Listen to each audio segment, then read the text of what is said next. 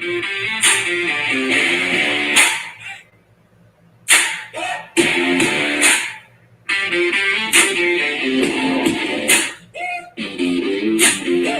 a stacker, I move quiet. Pocket full of moonlit metal.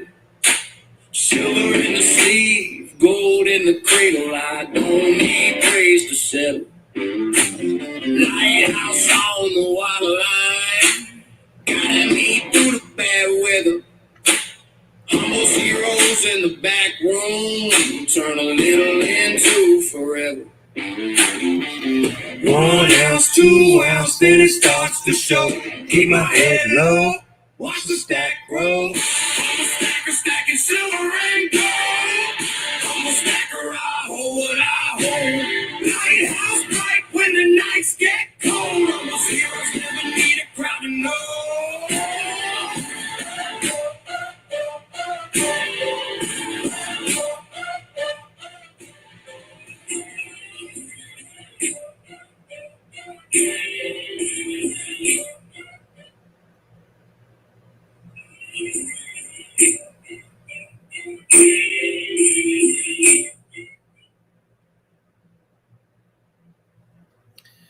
I don't know what happened there, but we lost the song for some reason. Anyways, there we go. Silver bowl pain, bringing things in the draw. Premiums climb like morning smoke. Still I wait a little more. Hands on the ledger coming steady. No fuss, no front, no show. Every small move adds weight to the day, and the whole wide cloud starts to glow. 1 ounce, 2 ounce, then it starts to show. Keep my head low, watch the stack grow. I'm a stacker, stacking silver and gold. I'm a stacker, I hold what I hold. Lighthouse bright when the nights get cold. All heroes never need a crowd to know.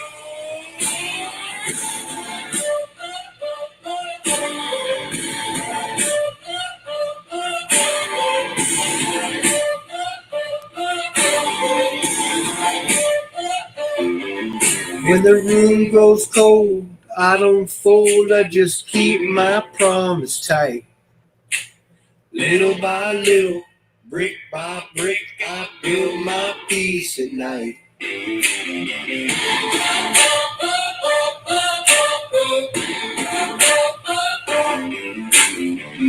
I'm a stacker, stacking silver and gold. I'm a stacker, I hold what I hold. Lighthouse bright when the nights get cold. All heroes never need a crowd to know.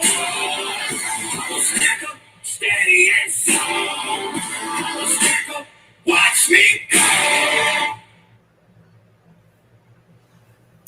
What is up, everybody? We got a bunch of people in chat already. 12 people hanging out with us, listening to music to start. We got Richard Metcalf. What's up, Opal Rose? How you doing? Hi, Low Stacker. How we doing, Tony? Richard L. How are you? Let's see here. Tarragon Sue. What is up? What is up? Thank you for being here, you guys. Appreciate you all coming by. We just lost 2 people. That's crazy. Let's see here. Stackers, what's up? Joe, what's up? BCS, how you doing, buddy? Appreciate you stopping by. Just saw your drop on the evolution of the stack. Stacking Surfer, how you doing? Deneen, what's going on? Yeah, so I'm going to drop the link in chat if anybody wants to pop up. You're more than welcome to.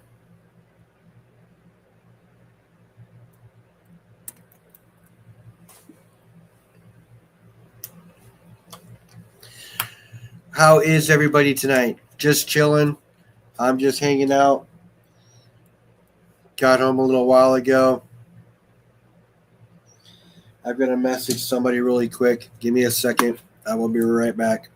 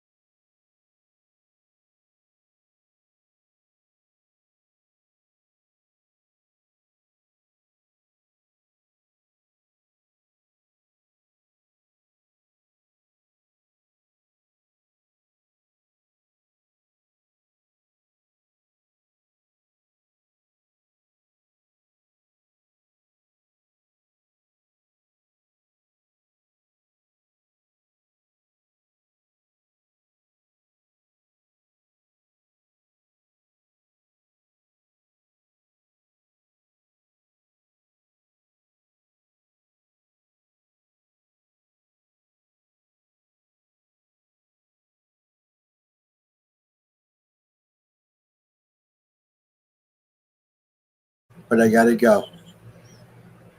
All right, bye. What is up, BCS? How you doing, bro? Hey, what's going on, brother? Not much. Sorry for the mute for a second there. I had to message somebody really quick. Ah, no worries. What's up, man? Nothing, brother. I'm just sitting here. I just got done making a video and I'm wired out of my mind because I've been drinking coffee.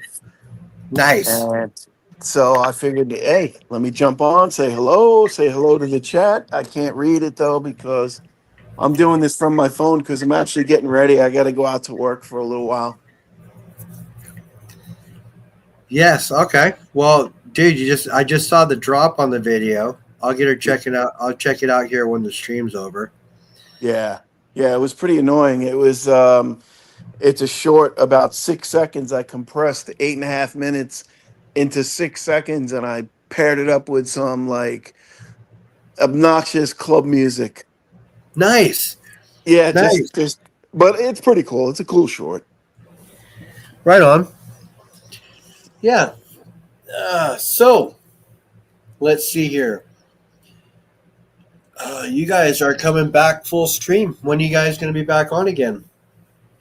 We'll be back on Saturday. Okay. We did Monday night. It was pretty good. Nice mellow stream. Obviously, you were there. You know. But yeah, we had a great time. Just getting back into it. You know, just kind of uh getting the rhythm back, I guess. But we'll be back Saturday and this coming Monday again. So you're on the 4th of July, huh? Uh, yeah, that's right. It is 4th of July. Yeah, it's the morning. You know, it's a Saturday morning, so it's not like it's gonna cut into anybody's barbecuing or anything. Yeah, that's So, true. we'll probably keep it short, though. You know, honestly, like maybe hour and a half max is what we're shooting for from now on. Okay. Right on. No more marathons. Those marathons are just takes a lot out of you. You know. I kind of do know. I'm sure you do. So how you been, man? We haven't talked in a couple days. What's Yeah, going we on? haven't talked in a few days. Yeah. No, I'm doing all right. I'm doing all right. I showed a loss the other night. The same night Vegas called me out on only showing my wins. I was actually it was a I did an opening and I spent 153 and I didn't quite get $153 worth of shit. I don't think it was a win in my opinion. Yeah. Well, you got to show you kicking the nuts every once in a while. It's just, it's only You fair. It makes me seem more realistic when it comes to me explaining my wins. That's for sure. But yeah, No, I but just kind you of definitely are one of the luckiest bastards I've ever met.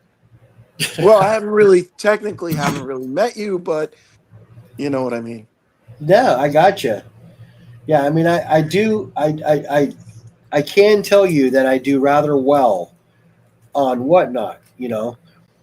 Most of a lot of the gold that I show, other than stuff that like I picked up from certain people, most of the gold I show you was a win on whatnot, like this one.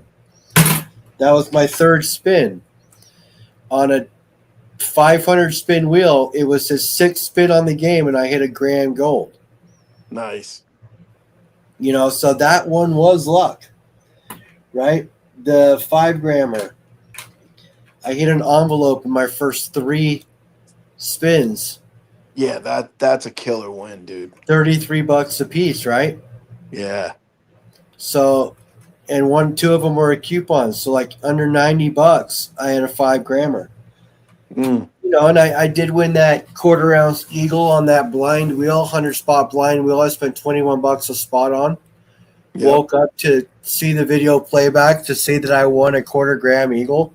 That was yeah, I remember that one. That was about a year ago. Yeah. yeah, that was my biggest win on whatnot when it came down to it. Yeah.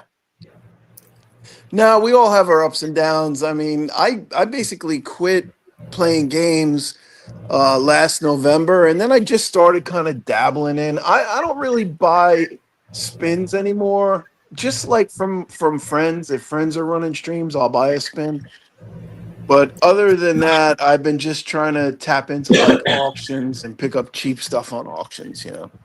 Yeah, I mean, I don't mind the auctions. I picked up those 2026 ASEs, $76 a piece at the time.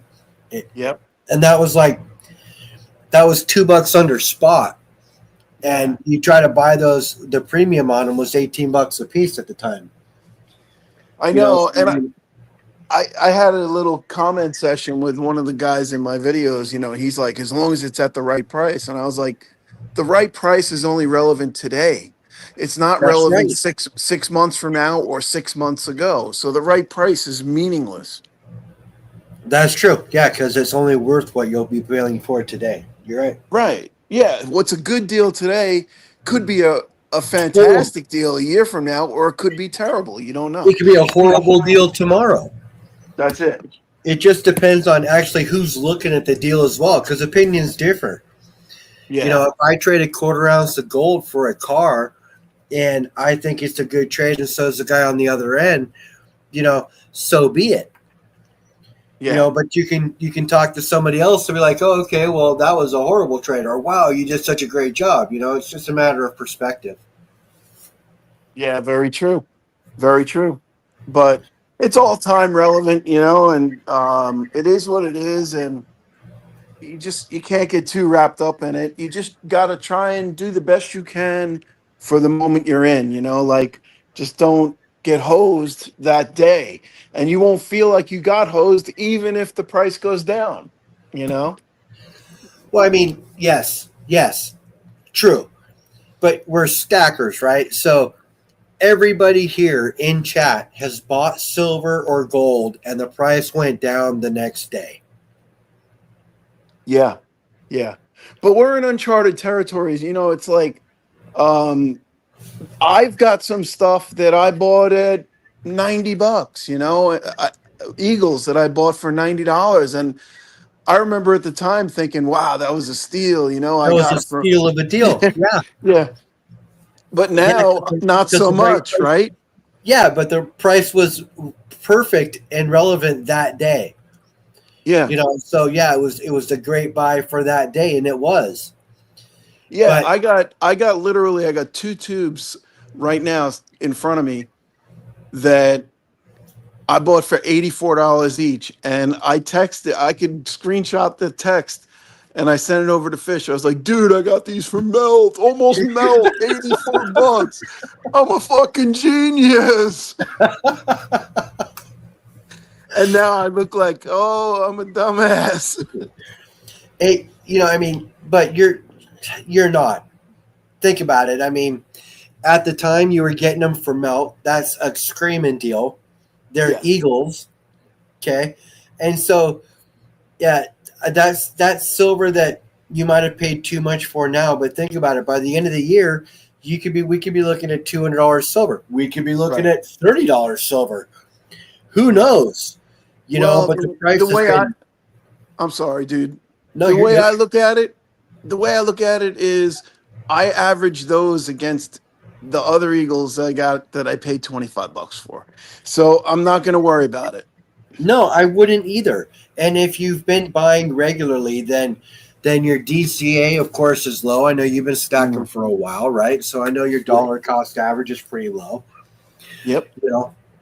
If you watch my video that comes out tomorrow at 4:07 p.m. Eastern time, shameless plug. If you watch that video, I give you my exact DCA as of November of 2024.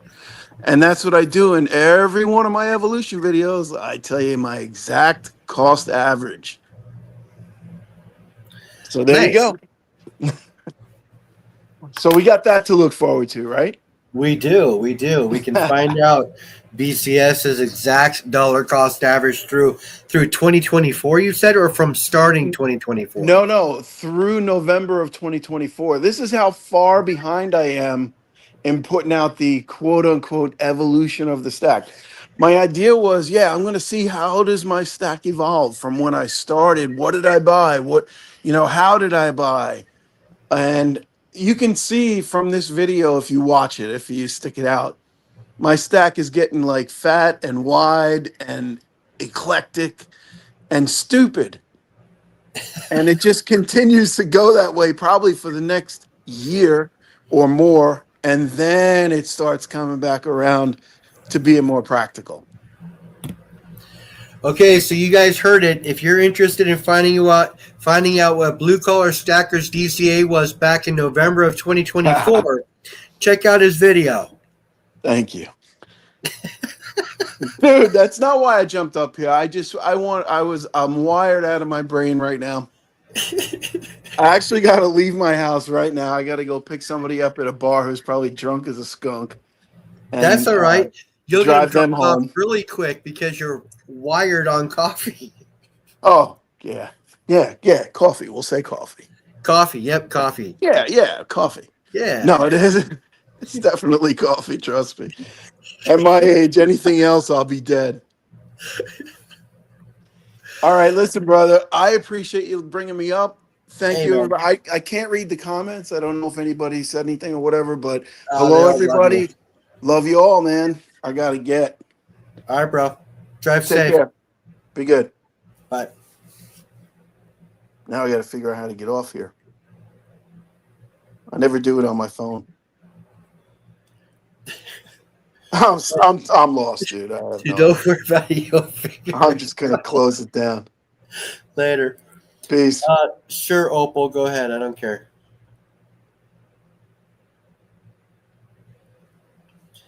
There it is. Blue Collar Stacker. He dropped a link, or he dropped a video. Make sure you guys stop by and check it out. I saw the alert on it a minute ago.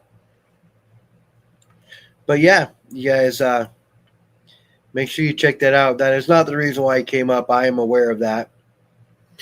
But that's funny. Average Joe's, yes.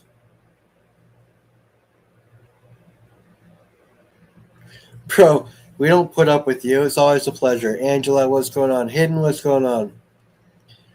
So yeah, I can drop the link again if anybody wants to come up.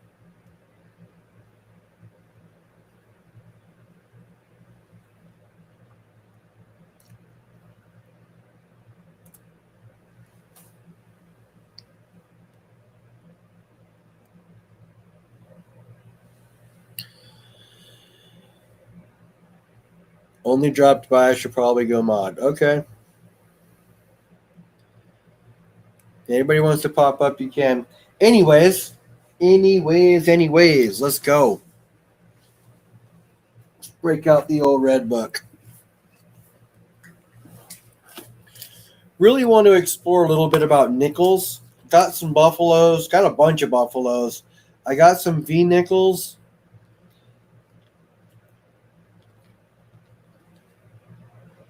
But this book is so big and vast, you guys.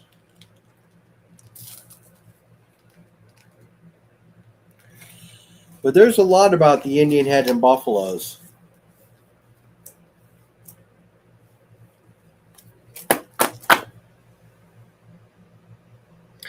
You have some cool challenge coins to share?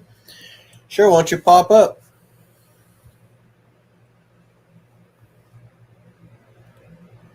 When you're ready, Surfer, you know that. I know Surfer's here. He can come up anytime he wants, Melissa. He is more than welcome to come up on the channel anytime he wants. Wrong channel. What's up, buddy?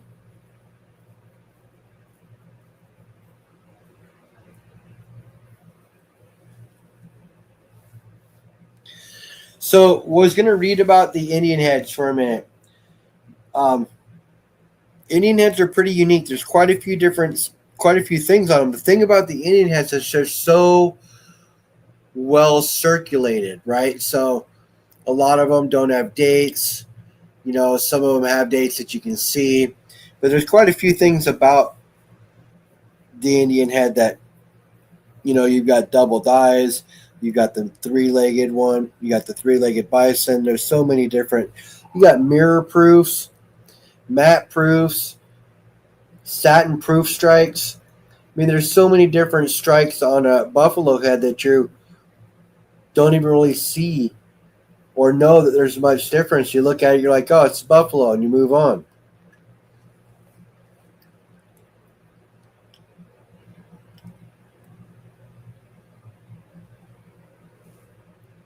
Oh, Surfer's great. I love it when Surfer comes up. 1914, you had a 4 over a 3. 1960, you have a double diver obverse. 1918, you got an 8 over a 7.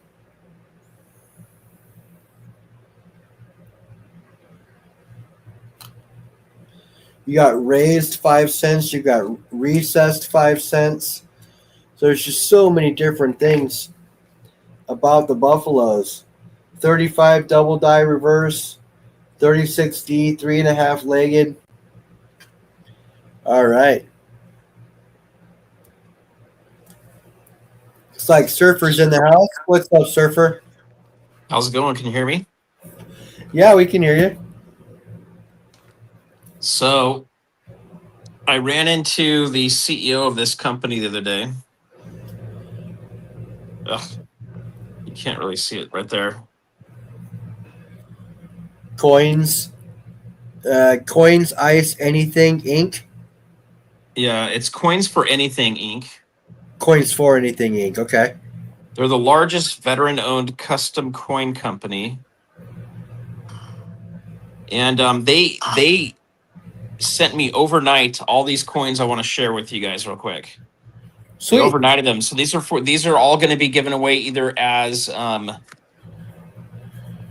gauze, or some of these may end up being auctioned if they're actually made out of silver for the Wounded Warrior Project on Friday.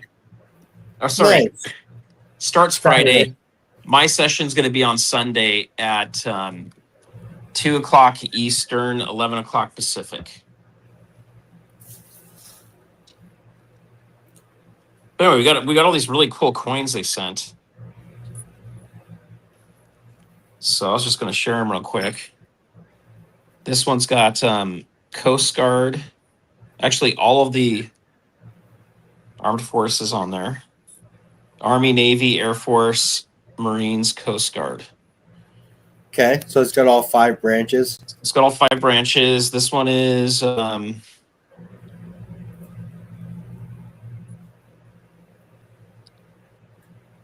our bars are open 24/7.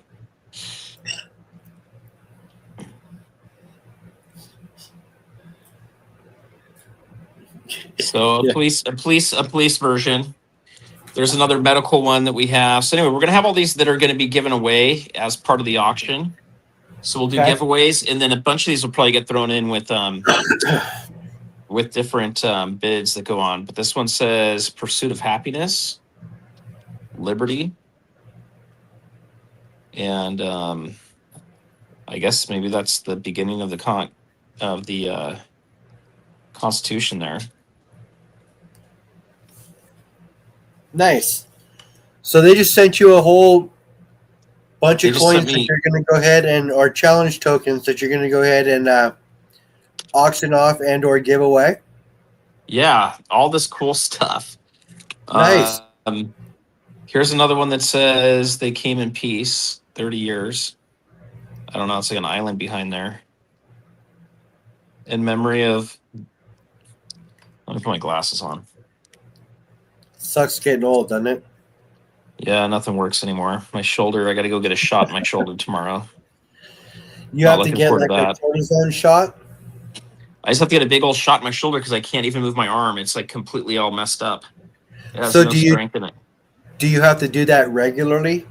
No, I've never had it happen. I'm not excited about it. I'm assuming a shot in your shoulder is not going to feel very good. So essentially what they're going to do, if I'm not mistaken, is they're going to give you a shot of cortisone. No, it's they're going to do some kind of sugar something or other stuff. Okay. So exciting. Cortisone would be it's going to have the same effect, but it'll be more natural. But it is a doctor I'm going to. Here's one that says the Armor of God. That's kind of cool. Armor of God? Nice. Yep. And then it's got a soldier on the front. Ephesians 6:10 through 12. Put on the armor of God. That's kind of cool. We got another one that's St. Michael. Oh, that's cool. To protect and serve, and it's got an army dude in there.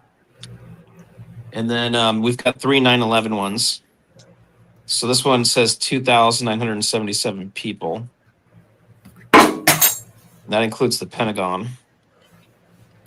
And then this one was 20 years. Anyway, these are pretty cool. Like, these aren't little.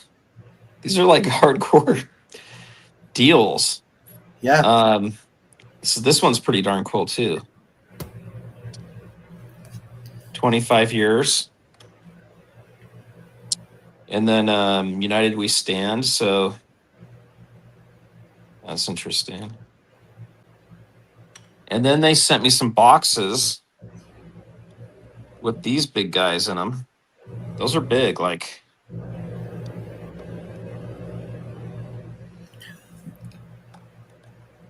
That was like a 5-ouncer. Yeah, could be. I think it's made out of copper. This one's out of copper. And that's U.S. Army 250. This one's pretty darn cool looking. Actually, I think they're out of brass, actually. Now that's pretty sick.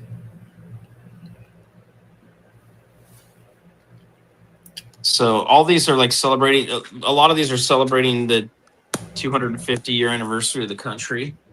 If anybody's in the Navy or has been in the Navy, this one's pretty cool. So these ones are brass. Look at the back of that. Oh, that's insane.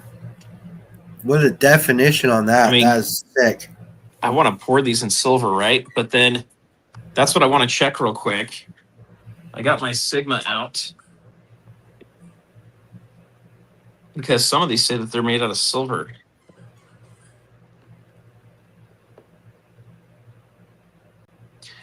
So I don't know. Anybody a Jimmy Carter fan?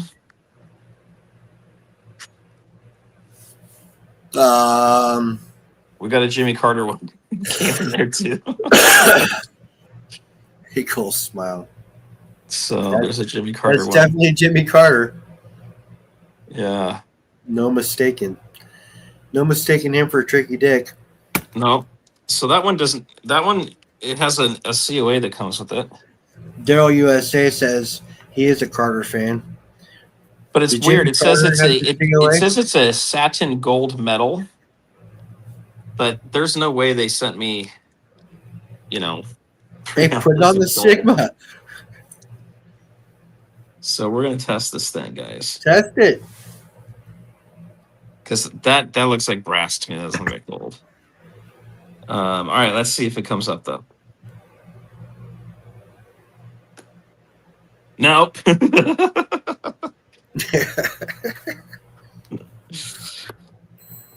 Always test your stuff, guys.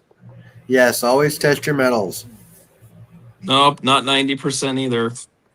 What else we got on here?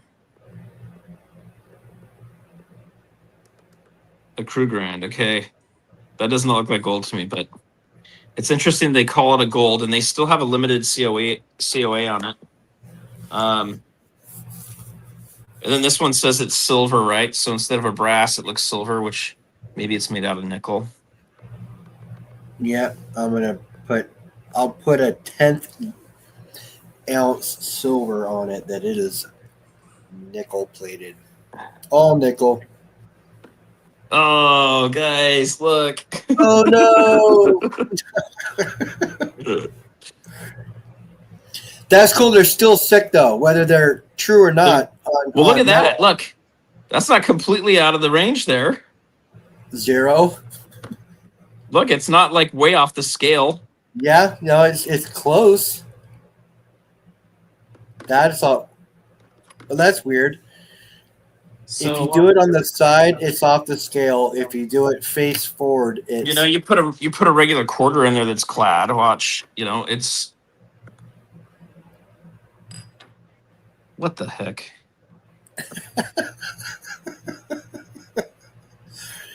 Is there something wrong with your machine, bro? 1969 quarter. Well, you're going pre-1900s. That's the issue. You got to look at it this way. Here you go. See the Did I get OC Stacker's machine? Did he switch me? It looks like it's time to calibrate it. All right, we're gonna have to go back to the drawing board. We got to go calibrate this thing. Yeah, you're gonna have to check all your metals again.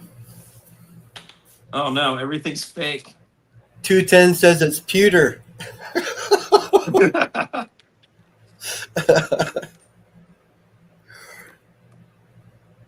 I'm sure they're all bronze or brass or even copper.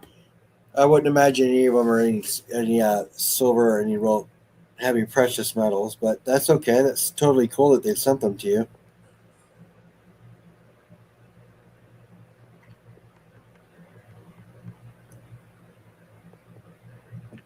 Yeah.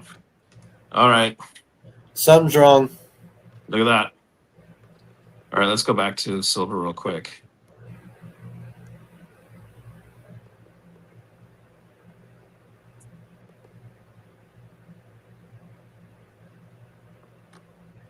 Oh my gosh. Oh, it worked. It shouldn't work. All right, we're gonna have to go test this. This thing, throw it away, no good. That's all right. They still sent you a whole bunch of cool metals. They did. I have two more to show you guys real quick. But they come in a different color. They have COAs on them, so there's going to be some of these that are cool. So these will probably all be giveaways is what we'll do. And we'll add them into the pot. So anyway, they're pretty darn cool. I mean, if you ever have to pull out a challenge coin, this thing's like a serious challenge coin. You can compare it to the size of some of these other ones that came in. Yeah, seriously, it looks like a 5-ouncer. Yeah, it is. It's pretty chunky. Like this one's 57 of 250, so that's pretty cool. 57 of 250. That is pretty cool. So there you go, guys. Look at all those. That's awesome. That's now I got to figure out how to calibrate my Sigma. It's going to be cool to give away for the Wounded Warrior, but the problem is you have a mixed bag of different branches, so hopefully they get what they like. You know what I mean? Well, I think that's what we'll probably do is when someone goes to win it, we'll probably have these all displayed out and they can decide which one they want to go for. Right on. And pick it out. That's probably what we'll do. I'll probably leave the bigger boxes for like the bigger bids. But we're going to have a lot of fun. We will have extra silver even on top of what we have listed for people. But anyway, I thought it was pretty cool. Ran into this guy, the CEO, real quick. So that's the company if you guys want to reach out. But they'll make challenge coins. They could make us some pretty sick challenge coins. I mean, imagine a really cool like surfer challenge coin. That could be a surfboard. It's a way to do it to get the cost down for some people for some cool, channel rounds. In addition to just the poker chips, and then doing some silver coins is going to be fun too in the future. But as you do those things, those are going to be running like $100 to try to get your cost. It's going to run at least like 80, 85 just to break even on. Unless you go and buy 10,000 channel rounds, which I don't know anybody that's going to do that. Yeah, so something that you would buy to show off, something you would hold for yourself, or give to a really close, big supporter of the channel or something. You know what I mean? Yeah, I need some big channel supporters. I got to find out who those people are. I'm just kidding. Your channel is doing pretty good, man. I can tell you, I'm starting to find some people that are not channel supporters. Like who? Some of these people that leave comments, I just cannot believe the comments they leave. And they're like trying to harass my guests. I don't think they understand the guests don't read the comments. True. What are they talking about? There's a lot of people that are disgruntled right now with the price of silver going down. And, they're blaming people on stuff like my last video I did with Andy Scheckman, he didn't say that on the 4th of July we're going to have a gold revaluation and it's going to, $50,000 or anything like that. All he talked about was Judy Shelton, who used to be in Trump's advisory board on his first term. She said that there's been a lot of talk about introducing a gold-backed bond on the 4th of July. That's the conversation. Somehow that's grown legs to mean that there's going to be a big gold revaluation on the 4th of July, and that's gone all over the internet. Well, that's good. So, I mean, hey, if it comes, it depends, right? If it comes and they just go from $42 and change up to, say, $4,000, the country creates some new money, and if they're smart, they'll go buy more gold and silver with it. And if they're smart, they'll already have the deal lined up before they actually announce it. But, for them to go and value gold to say like $20,000 or $50,000, that causes massive inflation and basically destroys anybody holding dollars. So yeah, well, I mean, and even if they did put it at that price, it really wouldn't do anything for. I mean, look, if they revalue, they're trying to fix it's not going to change my price, my value. They're trying to change the balance sheet, right? But it's not going to. Yeah, it's not going to really. It's only going to change it on the books because the value is still the value, and then you got the global market as well. And who knows that I don't think the global market is going to get manipulated like that based off of one country doing that. You know what I mean? Like going super high, I don't think it's going to affect the global market. Yeah, not if it's mark to market price. Now, if Trump came out and changed it to $50,000 or something like that, I'm not even sure he can do that. Yeah. I don't know if Congress has to do that, but let's say he could do it. If he did that, unless he's guaranteeing that they're going to be buying gold for that amount of money, it doesn't really do much for the market. I mean, people may run out and say, hey, we need to go buy it, right? So it naturally goes up on its own. But you're not going to walk into an LCS and say, hey, I want $50,000 for this for this ounce of gold, and the guy's going to give it to you. Yeah, no, that's not going to happen. So I know a lot of people are excited about that. I don't want to crush anybody's dreams, but I also don't want anybody waking up on the 4th and then we have an announcement about how awesome the country is and there's no gold announcement, and then you're really let down. Or you went and bought because of that. So True. you got to be careful about those things. And you were talking about earlier, like, have you ever bought anything and the price goes down the next day? No, like literally the next minute after you buy it, it goes down. Yeah. That's why, the best time to buy, in my opinion, is Friday after the market closes, because you've got a couple days to deal with it and the price doesn't move around. Well, you have a couple of days to ingest the price, right? And Yep. do something. But for me, I just buy every week. So the minute the money hits my account, I do my thing. I put all my bills aside. I do all the other stuff. I find out how much I'm going to have for savings, and then I buy metals with it. Yep. Surfer Daryl wants to know if he received his donation for the Wounded Warrior Project. Daryl USA said he sent you a donation. Yes, he did, Daryl. It's on the list. If you go, I think you guys can start seeing all the coins that are on there. It'll be listed. Blue Collar said, yeah, you have some pretty high profile guests, so that could be expected. Oh yeah. With the badgering, you know what I mean? Because not everybody's going to like every guest that you bring up, right? So you're going to have haters in the stream and commenters and stuff like that too, right? For sure. Like, I've got one guy that sent me an email. I need to respond to him tomorrow. Hilo says communism, smile, banned from chat. Was somebody talking about communism in one of your things the other day and got banned from chat? Oh, probably. But Was that a you thing or was that a YouTube thing? if you leave a comment, YouTube might hide it, depending on what you say. If you just mention the word communism, it shouldn't block anything. There's nothing wrong with saying communism. If someone is on there using swear words and saying something about it'll automatically block that. But a mod might block it. Or if someone keeps saying it 4 or 5 times in a row and they keep repeating stuff, that could get blocked. Yeah, that just temporarily.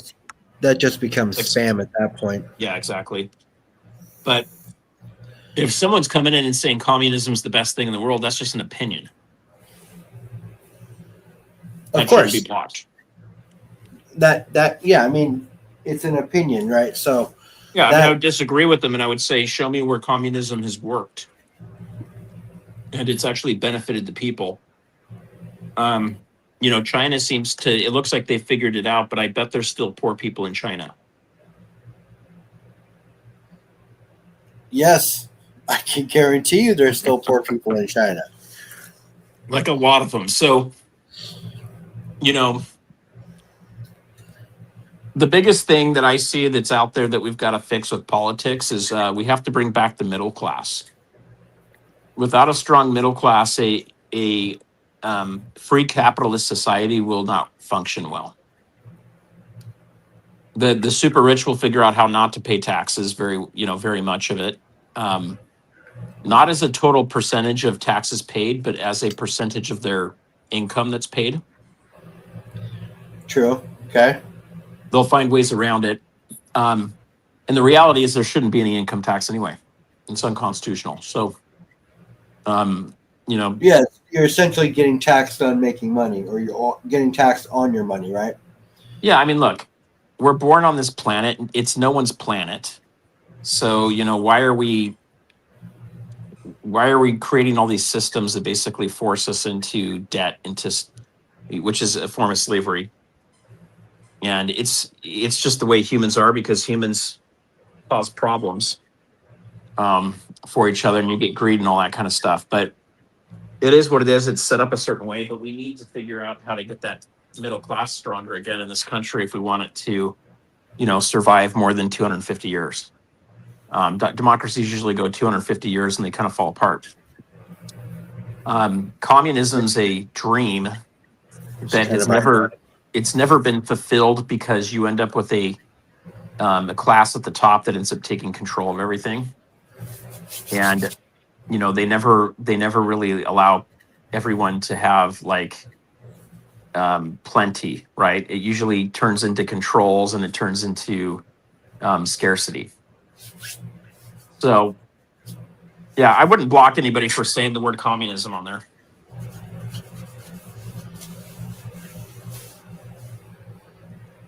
But sometimes people get blocked. Sometimes the wrong person gets blocked. That's the other thing you've got to be aware of too. So it's usually not anything personal. It's just sometimes the wrong person gets hit because feeds are going very quickly, and you can't tell who actually did it or who didn't do it.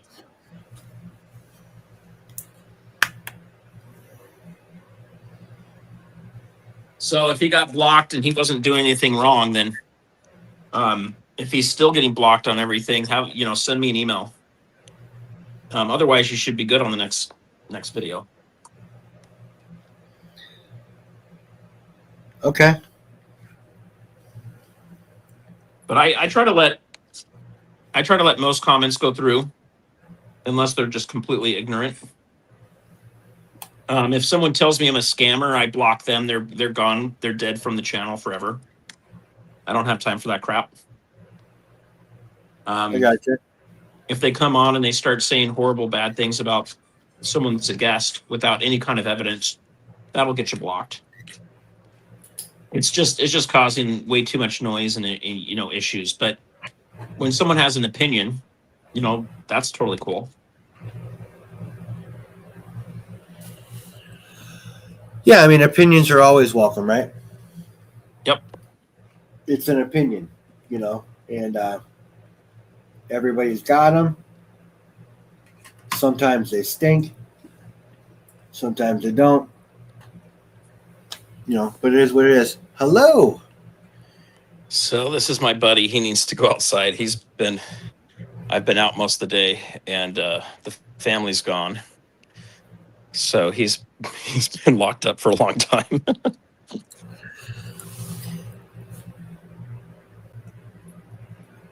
You want to say I hi to don't even everybody? know. I don't even know if I give people that many chances, El. I mean, I'm a pretty forgiving person, but it really depends on what the offense is. Honestly, for me, I would go camera facing, but I'm wearing my discount tire clothes and I can't stream with my work clothes on. Well, my hair doesn't look very good.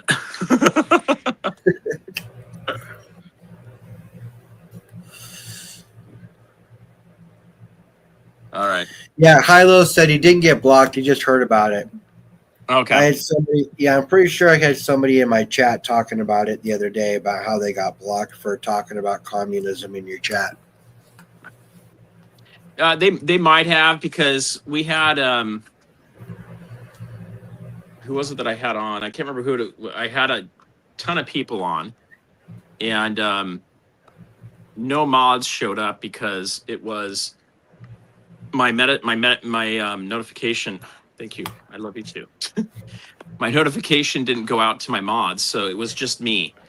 And I had people going, "We've got someone that's being really racist on here." I don't think it had to do with communism, but I might have, you know, I didn't block anybody. I think I silenced them from the chat, so that might have happened to someone. Okay. Hi, buddy.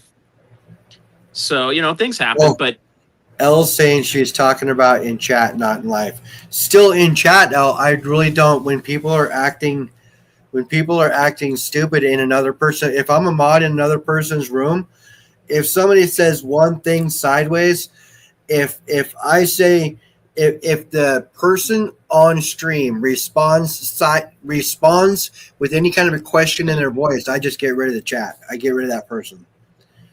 I don't even give them a second chance. I eliminate them immediately. First time gone. Sorry.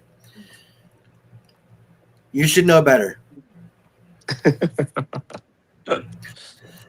I did, Swag Dad. Swag Dad said, "What would happen if gold got revaluated to the price it is today?" And I can tell you honestly, Swag Dad, that would be like it. What it would do for the national debt was the rest of that question. It would be like throwing a stone in the ocean. It wouldn't even dent it. Gold would, I think the number was what, $144,000 per ounce for it to wipe out the national debt. And what was that, last year or 2 years ago? They're talking about that. yeah, I think we're up to like $225,000 per ounce of gold to cover everything, including Social Security, Medicaid, which and which is a pensions. huge chunk. Well, that's insane, right? So if that happens, if that revaluation happens like that, then all the countries go and revaluate their gold, right? So then it becomes Yes. this big accounting nightmare of like, do we actually have all the gold? Do you guys have the gold? How do we trust each other? Um, so usually that kind of thing only happens when you have a complete currency reset. So that would be like us basically dumping the world reserve currency status, saying, we're resetting our currency completely. Here's the audit that's been done by like Ernst and Young and a handful of other accounting firms, maybe including a Russian and a Chinese one, or at least some out of the European Union that do an audit and basically come back and say, here's how much gold there is. We're backing our currency with the gold. And most likely they'll do it with a stable coin this time. And it won't be redeemable, but it will be tokenized. So, the concept of that is trust us because it's on a blockchain. It's real and it's there. It's Yes. still a level of trust. But if they do that, then you could revaluate it, and what would end up happening is essentially that you would be getting that kind of a value for your gold. So yeah, you can become very wealthy. But here's the thing: history tells us they confiscate before they do things that drastic. So I would be careful hoping for that, because that might also lead to them saying, hey, no one can own physical gold. It has to all be tokenized. You got to turn it all in. Yes. And then the physical disappears. So then it turns out to be the Gold Confiscation Act again. Exactly. That's what I'm concerned about. And anytime I talk about that, I totally get berated by people that are staffers, including other big channels. But it's what's happened in history. It's not like my wish or my desire. But I Hilo, do think that's the accurate. future. I do think the future is that we're not going to hold the physical, because I think they want us to live in a digital world that they can control and monitor and survey. So I do think we're moving to that direction at some point, but let's hope we have good leaders that fight back on that one. Yeah. Yes. Hilo, yes. Last gold valuation was gold valued at $42 an ounce. And right here, then we've got Swag Dad here saying he thought that going from 42 to 45 and then selling 10 tons of it would do something to the national debt. But it wouldn't, because we're what, 75 trillion in debt right now? What's the number now? Almost 40 trillion. 40 It's like trillion. $39.5 trillion. And we're adding 40. like 2 to 3 trillion a year. And the ticker only goes faster every year. Every president spends more than the previous president, surprisingly enough. On some stupid shit too, like ballrooms. There's something, that ballroom, there's something I don't know how much of it is a ballroom versus some other thing that they're disguising as a ballroom. Okay. Like, it's supposed to be able to withstand a bunch of nuclear blasts and a bunch of other stuff. Like, it's almost, it sounds like it's some kind of a situation room or something else, and it goes down into the basement. Well, don't they already have that same situation that goes down into the basement? Why would you need to? I don't know, but there's something else. It's not just a ballroom. That thing, it would be too expensive for that to be a ballroom. Yeah. But to answer the question on the debt, we need to balance the budget first. We're going in the whole $2 to $3 trillion a year. We're spending $1 trillion just servicing the $40 trillion in debt. That's stupid. Anyway, and it's going to refinance 6 trillion of that, or I think it's around 6 or 7 trillion refinances this year. And they're talking about raising rates. I mean, you want to know how to bankrupt a country? You go do that. I mean, we will never bankrupt as long as we're the reserve currency. We'll just keep printing more money, and we'll go into more. But the world's moving away from that. It is. So we have a window before it won't work anymore. Yeah. So one big great run. What's up, 949? Richard Metcalf says, I'm 73. I'm really glad I started stacking decades ago. I bet you are, Richard. Congratulations. That's definitely a flex. There's a lot of people that started stacking this year or last year or 2 years ago.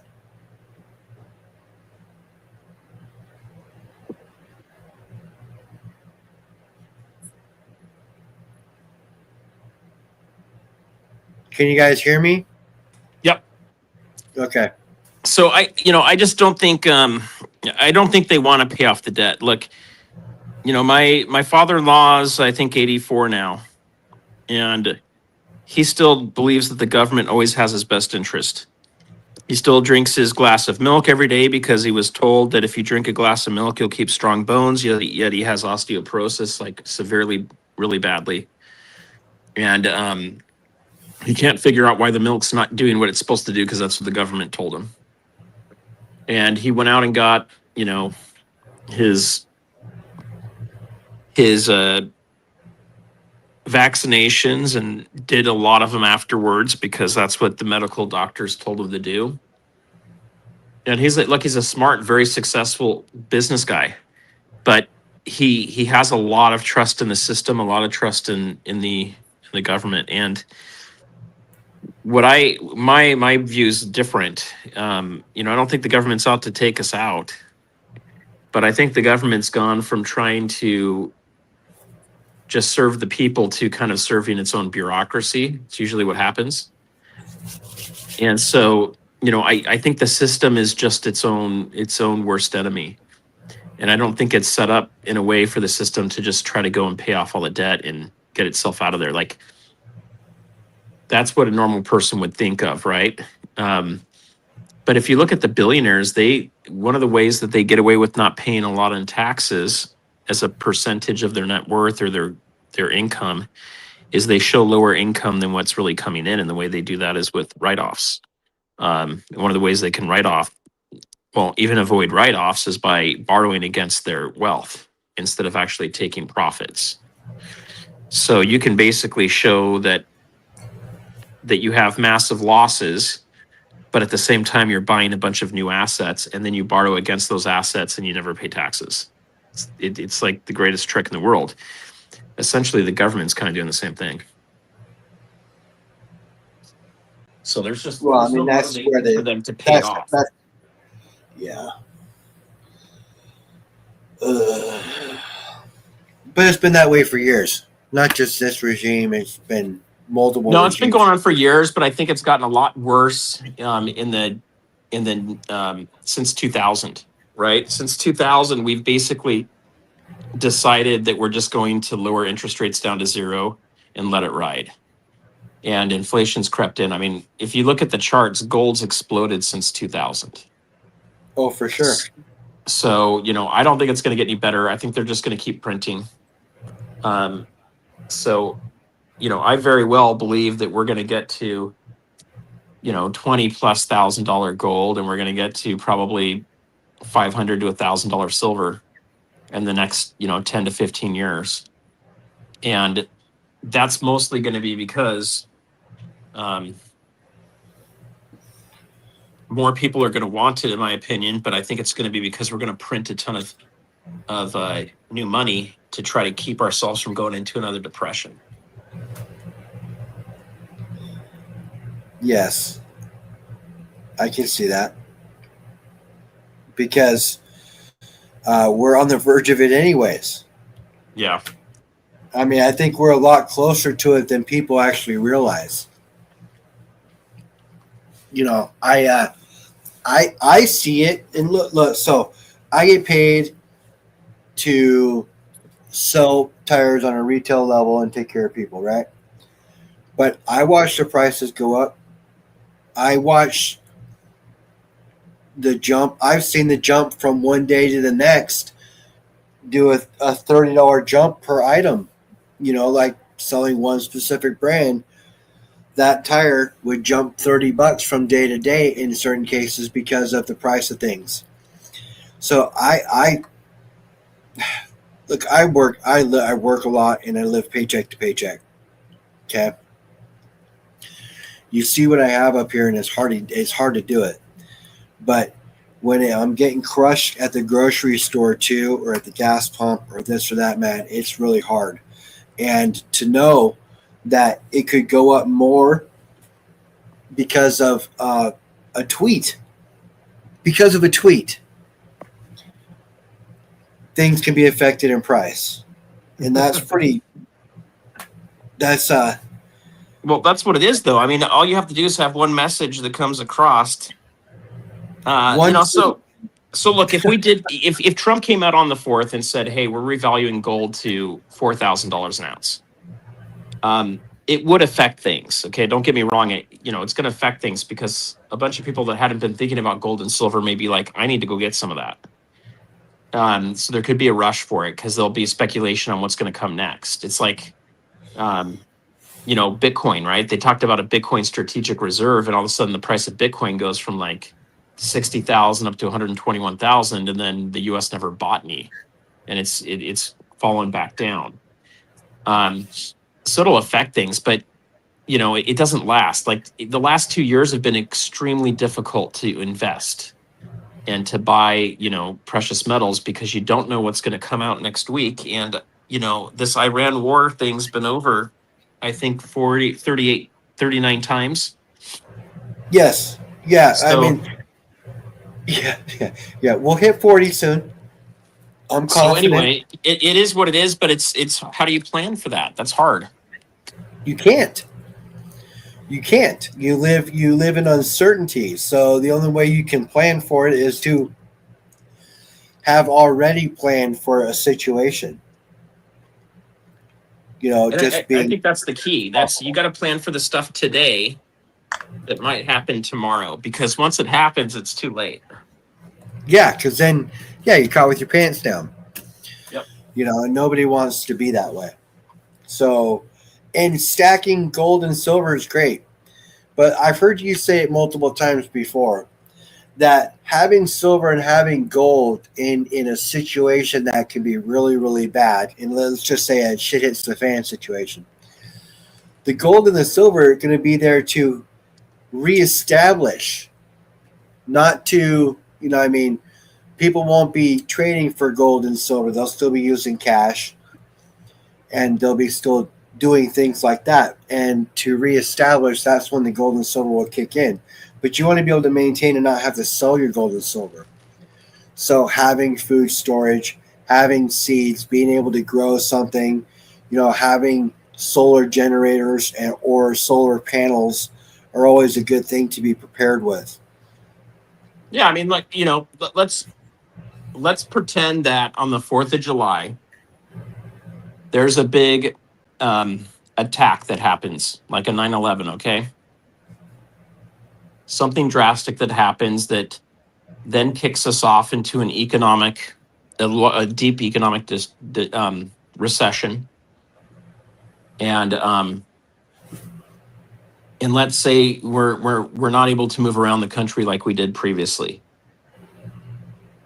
for whatever reason may happen. So, it slows down commerce and it kind of kills the economic engine for a while. Situations like that, like a 9/11 type thing, your gold and silver, at least your gold in the most part, is going to go up in value. If something like that lingers and keeps going on, it'll continue to do really well. It usually does, because you're in an uncertain time. If there's a belief we're going into a really big recession, your silver could get hit quite a bit, whereas your gold could be doing well. So I think it's good to have both, but you're not going to be bartering with it. The money's still there. Now, if we have a different kind of situation where the dollar doesn't work anymore, and your credit cards don't work, and your debit cards don't work, and your bank account doesn't work because of a cyber attack or something like that, then you could be using gold and silver for barter.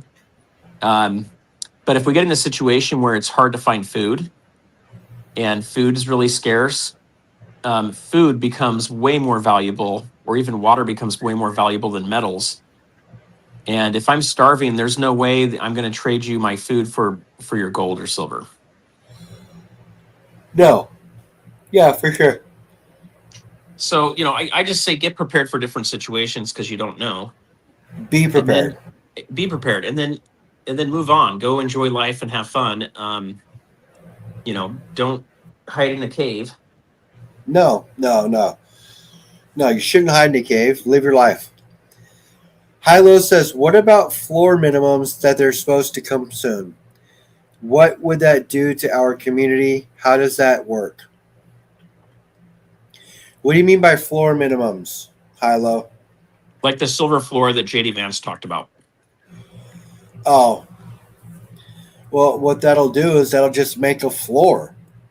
That'll just make a bottom that it can't go anything below it. So that'll at least secure some portion of your stack to an extent, I would imagine. And I heard someone describe it like it might be based on like exports or tariffs, meaning if they create a floor of say $75 silver, it cannot leave the country for less than $75.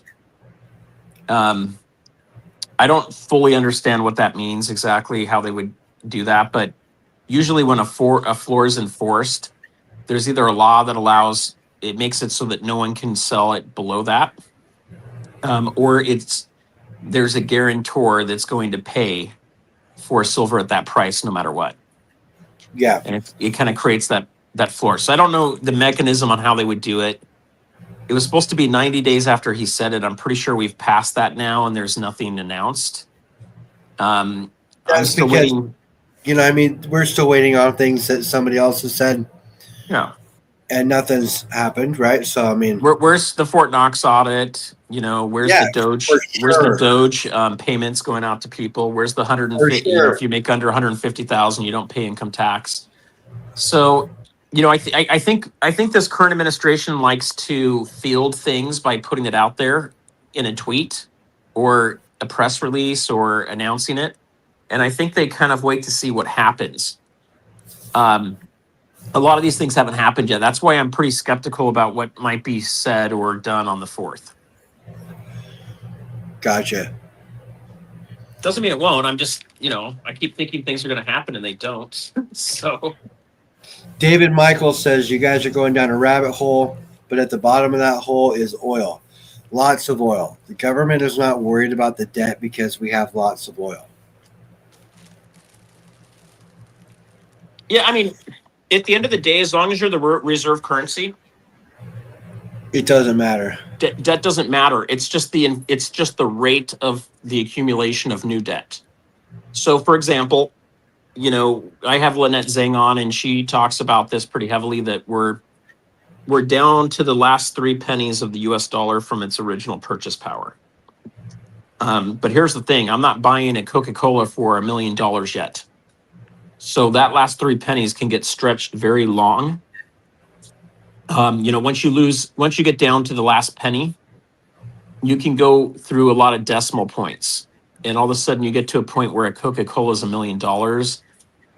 It starts getting to a point where you've got to reset the currency, because it's just gotten ridiculous.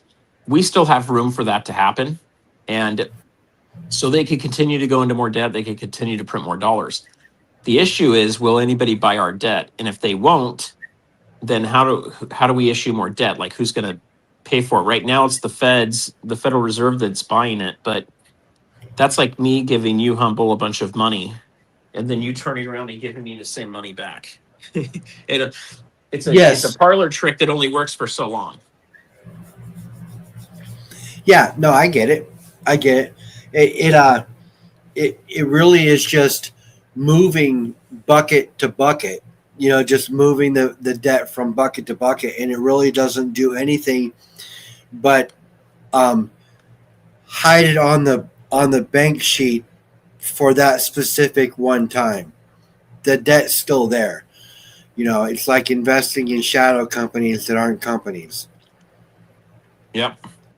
But the problem is, where's the money going? That's the true question, is where is the money going, right? Well, so much of it just gets put into people's pockets. No. We're here in California. We're trying to figure out what happened to the $80 billion that was going to the homeless. We're not sure where that went. And then I think there's a few $1 billion missing from a high-speed train up to San Francisco, which I don't know about you guys, but I don't want to go to San Francisco anymore. It's not like a clean, good place anymore, which is too bad. So we experienced some stuff like that up here too. There was quite a substantial amount of money given to that the city of Seattle put out towards the homeless, right? Which is great, and I'm all down for it. But only 2 people were helped, right, out of all these funds that were spent. So it was what's the point in that? Where did our money go? I'm paying for the light rail. I've been paying for the light rail for 10 years, Surfer. I've been paying for the light rail for 10 years. It won't get to me for another 10 years. Okay. And then by that time, I'll be so old I won't even be able to get to it. Yeah. So like, what are we doing here? Well, it's just this whole country is built on the automobile. Anytime we try to put these systems in place, it's like people that came from Europe that just don't understand how big our country is. And the reason we're built on the automobile is because it's so large. I mean, we're like larger than the size of Europe. So, you would by the time you fly, by the time I fly from California to Boston, I've gone further than from London to Boston. People from London can get to Boston before I get there. And that's going across the whole ocean. This country's massive. So it's based on cars because roads were all over the place and not everybody's going to the same location. But when you try to come in and like do that within cities and put these things in place, one, they're putting it in after the city's already built. So it becomes super expensive. And then the other thing that happens is you've got a situation where you've got to get people to start using it and riding it. And I don't want to ride that. I want to take my own car. True. I understand. I get it. When I was I have a friend who's in the UK, and I was telling her how many hours it would take me to get to, let's just say California. And I was like, yeah, I mean, it's going to be a 22-hour drive to get where I need to go. And she's like, 22 hours? And I'm like, yeah. And she goes, you know how many countries we could cross here in Europe in 22 hours? I mean, you'd go from one tip to the other, and if you could just drive straight, in that same time frame, do the whole thing. And I'm talking, we're just going 3 states. From Washington through Oregon to California. Yeah, they just don't have any, reality to that. It's the same thing with like gun laws, right? I've lived in cities. I lived in Hell's Kitchen in Manhattan. Worked for an ad agency at the time. It's actually the ad agency that Mad Men's made after, and it was very true to that TV show. If you guys ever saw any of that, but the reality is that when you get into those big cities, everything's different. When it comes to things like gun rights and gun laws, when you've got I don't know how many people might be in a building. You might have like 400 or 500 people in a building, an apartment building living there. You don't want everybody in that building having a gun.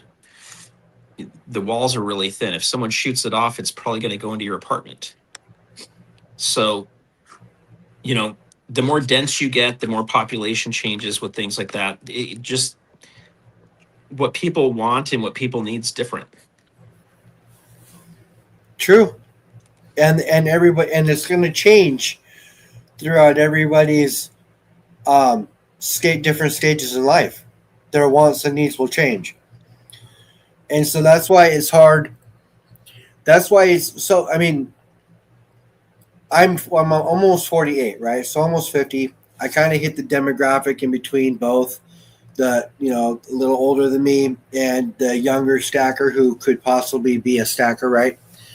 Mm-hmm. So I kind of hit the demographic in between, which puts me in a unique spot because I'm right in the middle. I'm still in a huge accumulation stage, right? I want to accumulate as much as possible for as little as possible. So if the spot price of silver went down to 30 tomorrow, that would not hurt my feelings, even though it would hurt the value of my stack, because I know it would bounce back substantially within the next 10 to 15 years like I needed to, right? So it's hard to talk about certain, I'll be honest, it's hard to talk about certain things sometimes because people all have different stages where I have no problem saying, hey, if the price of silver dropped into the 30s tomorrow, I would be okay with that because I would just be looking to buy more silver at that price. I don't care that my value in my stack has dropped in that sense because I know it's going to bounce back substantially in the next time in within my timeline. But some people are in a sell stage, and right now is not a good time to be selling. Well, I think that's a case for why it's good to have different kinds of assets too. Um, a lot of Americans have a lot of their retirement in the stock market. And if you have that, then at certain points, especially if they're in retirement accounts, you have a drawdown. You're supposed to be selling a certain percentage every year, you get penalized. Yeah. It's the same with taking, you got to decide when you're going to take your Social Security. Yeah, that's like your RMD though too. Yep. You get penalized if you don't take your. And RMD, you guys, is a required minimum distribution. If you have investments at a certain age, the government makes you start taking funds out. Okay, so and that's called a required minimum distribution. But there are. I get it. It's hard.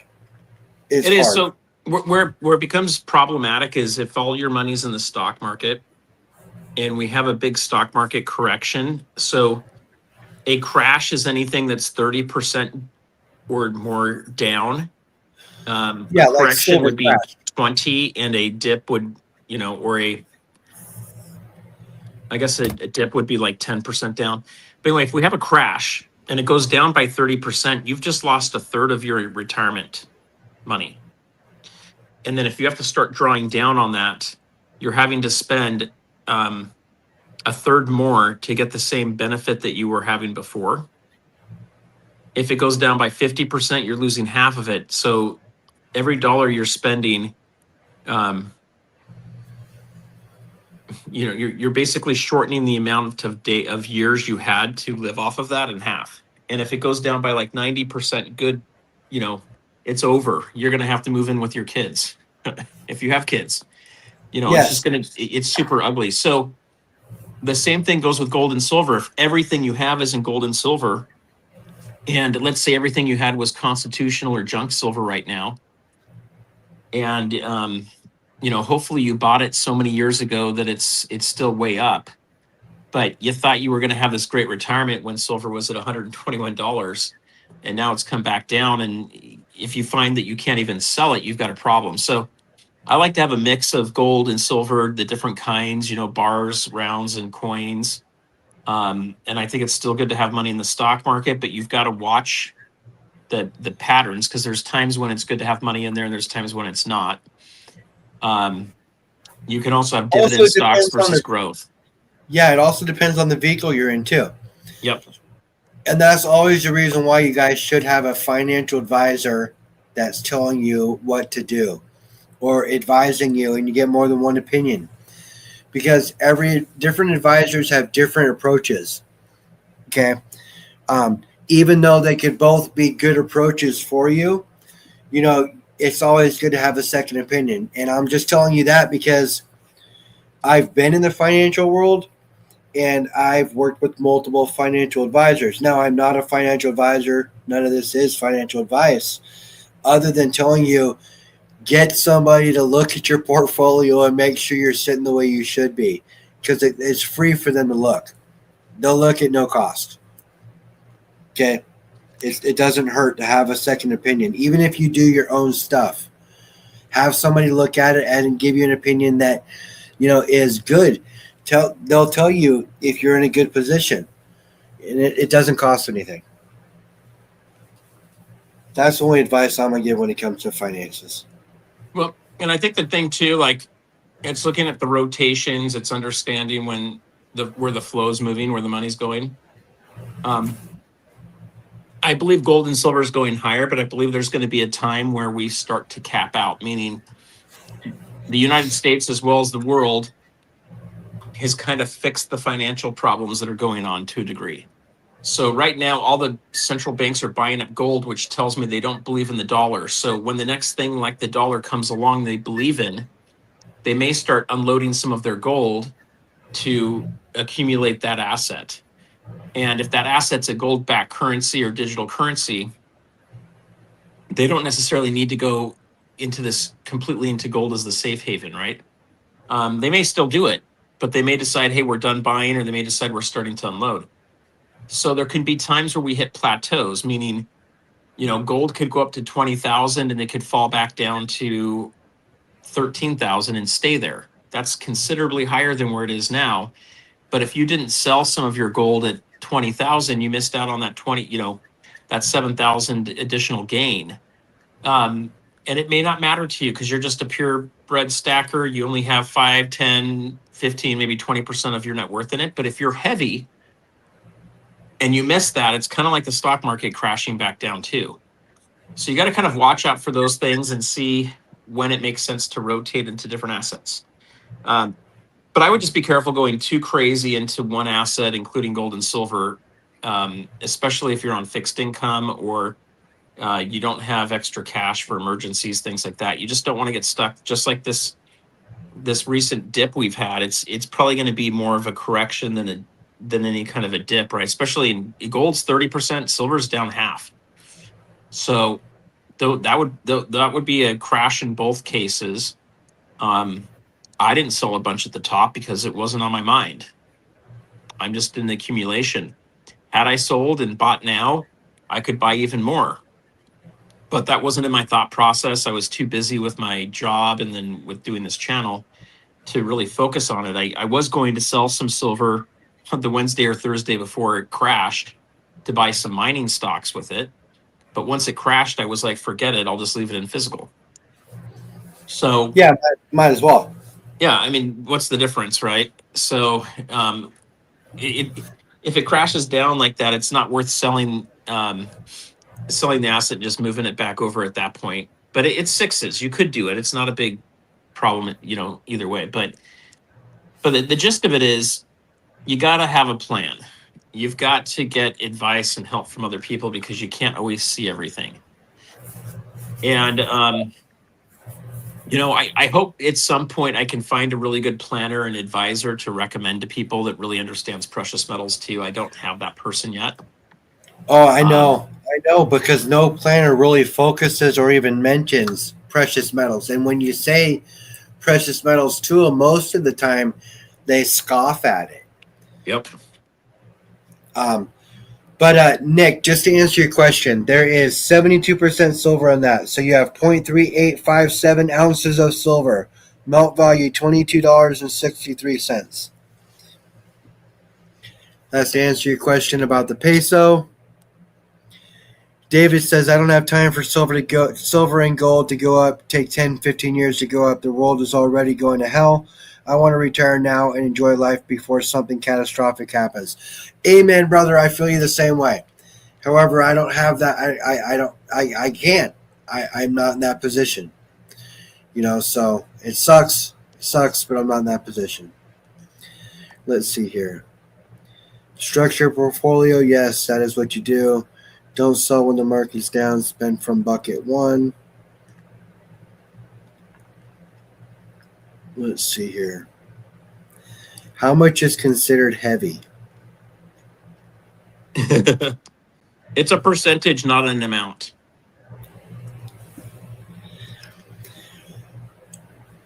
I've got a friend of mine that's a doctor. He has 40,000 ounces of silver. Is he heavy? It depends. That would really depend. That would really depend. How many millions does he make a year in income? Yes. And how much does he have invested in such forth? Yes. And what other investments does he have, right? So it's really a percentage of your net worth and it's a percentage of your investable income.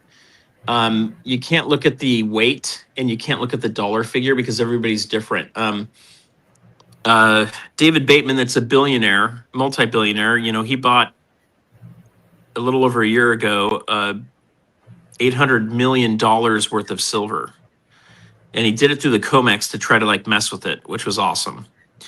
He was going to buy a bunch of stuff from Andy Sheckman, and then he decided to go ahead and just get COMEX bars. And he had them delivered. I mean, that's a lot of silver. Like you're going to have an army protecting that thing, all that silver. But I want to say it was somewhere like a fifth or a 16th of his wealth that he did that in. Maybe more like a quarter or a third of his wealth, including the gold. He did about what did he say? I want to say it was like 400 million in gold, and both of those have done very well. I think he was around $30 when he did that on silver, and probably closer to like 2,500 on gold. Yeah, but that's heavy. That's really But heavy. that's that's one place where you can say it's heavy because he's doing what countries do. Yes. He has millions of ounces of silver. But So still his scale being 30% is a lot. yeah, Being 30% of his net worth being invested in metals, that's a lot. Most people, I mean, I'd probably shoot for the 15% range, 10 to 15, maybe 20, depending on who they are, what they believed in, how they did it, but 10 to 15 is a good spot, I would think, for metals for people. What do you think? so what I would say is I think everybody should, in my opinion, not a financial advisor, so Yeah, I this is mean, this is just my just my opinion, guys. opinion too. Um, I think everybody should have about 5% of their net worth in gold at all times. That's just me. I think it's a very safe asset to have. It's proven over time to not go down by 90%. Well, you Um, said 1 ounce. Your ratio was 1 ounce of gold for every $50,000 in net worth, correct? yeah. So I think that comes out to be about 10%, is what someone Okay. was calling out and saying. They're like, wait, that's not 20%. You're only doing 10%. I'd have to look at it again. The reason I picked 50,000 is that's really close to the number that most people say we need to do to pay off the debt today. Not the IOUs, not the Social Security, but the actual $40 trillion in debt or so. That's why I've picked the $50,000 number. If they go to cancel that out, it'll essentially be like it's valuing it at 50,000. So that's kind of a roundabout number. It's a minimum, and I'm not saying everybody needs to have 20%. So it's either Richard or Rob that are always telling me that. I think it's maybe Richard that keeps bringing it up, but the reason I look at that is it's a number to start with. You may want to go heavier, you may want to go lighter, but I would say at all times have 5% in gold. Okay, forget silver for a minute. In gold, if you're protecting your wealth, you want to be able to have something that's stable. That would be a recommendation. In days like now, where we have crazy stuff going on, we live in crazy town, and we're also running into situations where the dollar could really get clobbered. That's where I'm saying, 20% in gold probably makes a lot of sense right now. I don't really recommend going above that unless you don't have any better place to put your money. But know that you're probably going to be taking some of that gold and selling it to put it into other assets. So, you might take a hit on what you paid for it because of premiums and taxes and stuff like that. But, I don't know that I'd want to have 30% of my net worth in cash right now. That's kind of scary to me. I don't know how Warren Buffett does it. That would be scary to me too. Well, you know how he does it is he's got fucking nerves of steel, you know, or he's just, maybe he just doesn't care. Maybe he's so old he just doesn't care. Yeah, I mean, I'd be surprised if he doesn't have a bunch of gold and silver hidden somewhere. But that's what I would say is 5% all the time in gold. Now I think it's a good time you could have up to 20%. I think you can go 100% if you're willing to just sell it and you have a good place to secure it and you have a way of unloading it. I guess you could do that, but I'd be cautious. Like I'd definitely have cash around to make sure you're good, and I wouldn't sell the cash. I would sell gold as you need to pay bills and stuff. There are ways for you to take gold and get a yield. I get a 2% yield on gold backs, and they've just started a new program where they're doing 3% yield back on gold backs. So you basically take your fiat dollars, convert it into gold backs, and you lend them out, and you get paid a percentage on that. The risk is that the gold back company goes under while I'm doing that, and I never see my money back. So there is risk. You know, But it's a I heard that if you're a gold back vendor, they sell you gold backs at a discount, right? yeah. So I'm a vendor for them, a wholesaler. So then you Um, can take the gold backs and then go and sell them to somebody else who buys them at whatever percentage above and make money. So literally you could go get the gold backs from Goldback, turn around and sell them to another person that buys them and make money and not have to do anything but that. yeah, I can make a spread off of it. So I'll be selling them on the website probably starting in about a week, maybe even tomorrow. I've got to see what we get if the site gets completely set up tomorrow. But we'll be selling some gold backs on there. But it all depends, right? It depends on how fast you move in the transaction and what people are buying and what they want to do. For me, it's more or less to provide the ability for people to get some fun sets. So I'm going to be concentrating on like the quarter, the half, and the one gold backs, and I'll be mixing them. So it'll be kind of like a set of, you know, you buy 10 of them, or 10 of a few of the different sizes, kind of mix it in with a few different states, and we'll see if people like that or not. It's not a big money maker. There's a little bit of a spread there, but where you're going to make the money on that is when the price of gold backs and gold goes back up. You'll make a lot more money on that spread, and if it continues to be moving up all the time, then you can continue to make a little bit more spread off of it if you can turn your money fast enough. But going back to the percentage thing, that's kind of what I would say is 5 to 20% is a good number, and then silver's on top of that. So the reason I say silver's on top of that is silver's not a great like inflation hedge. It's an okay one. It hasn't been fully reestablished as money again in a lot of parts of the world, so it's not really getting the love. It's acting just like a industrial metal at the moment, and so if we get into a recession or a depression or any of that kind of stuff, then your silver could get clobbered pretty good. Your palladium and your platinum will heavily, and your rhodium if we are having economic issues. But silver to me is for SHTF, and it's then to rotate into gold to get more gold. So if you've got a ton of silver and you don't have a lot of gold, don't worry too much about these ratios. Just make a plan if you want to rotate it into gold. What's that ratio look for you, and then find a place that'll do it, and then rotate it when you get to those right points. But it's putting a strategy in place and then being okay to admit you're wrong and that you need to adjust it. And then you have to be willing to execute it. Otherwise, it doesn't do you any good. Yep. I got you. That makes sense. But that's kind of how I do it. And I'm putting my house up for sale. Hopefully, in the next week or two, we'll see. Maybe we never move. I don't know. I've been trying to do it for 2 years now. And when that happens, depending on where I move, I'll probably have some extra money to invest. And so these are the questions I'm talking to my wife about already. Like, what percentage is she comfortable with? And if we don't put it into gold and silver, what else do we want to put it into? And can we, get cash flow and all that? Yeah, I got you. No, I mean that you need to prepare.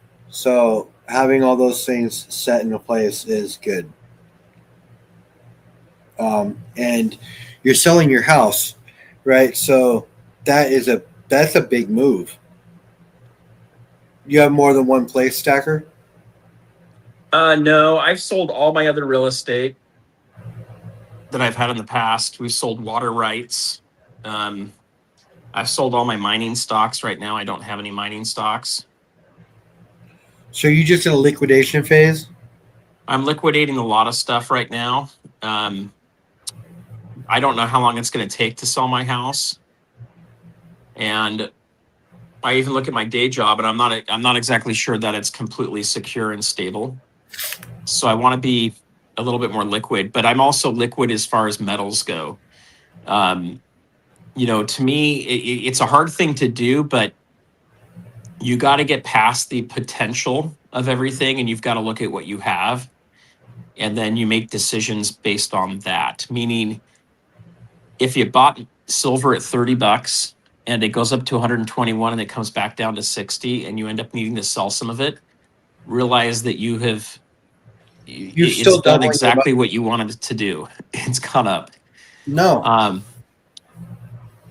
so it's a good thing, but sometimes you've got to do some of that. I've been selling. I just sold a silver Death Star 300 gram, which is a little over 10 ounces, for $2,500 that I bought for $650 2 years ago. That was great.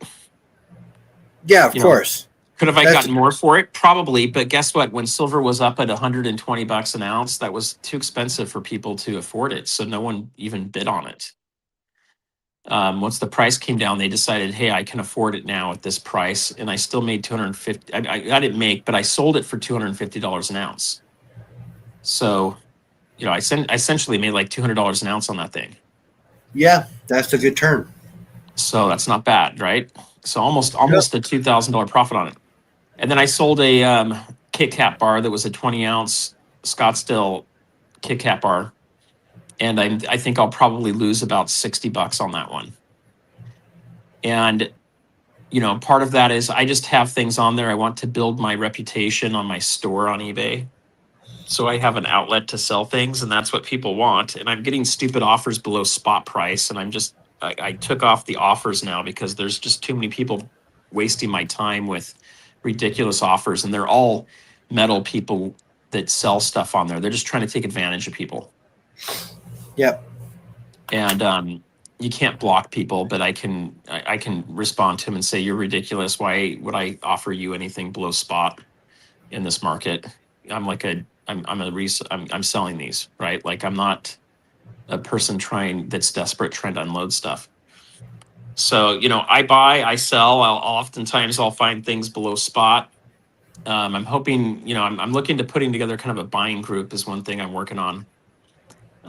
It'll probably be closed for members, but when I pick up if I can pick up a monster box of Silver Eagles for $5 below spot, which has happened before, I can offer those Eagles at a great price to people and help them save money, and at the same time make some good money to help support the channel and family.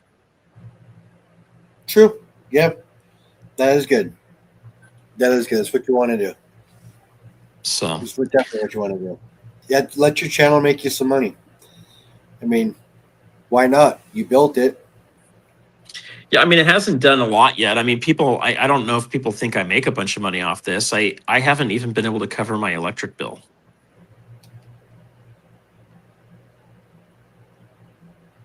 Wow. I mean, there is some revenue that comes in, but most of it goes out to editors, or it goes out to traveling, to paying parking, gas. It goes out to camera equipment, to lighting equipment, getting the website built. I've given out way too much silver, according to my wife, for gauze. Oh, bro, I'm pretty generous with my giveaways too, and I'm realizing with just from the text and the comments from people in chat, they're like, "Oh my God, you are so generous." And then I had one person go, "Whoa, when you say you want to give back to the community, you really aren't kidding, are you?" So I realize now that maybe I might need to scale back my GOG levels.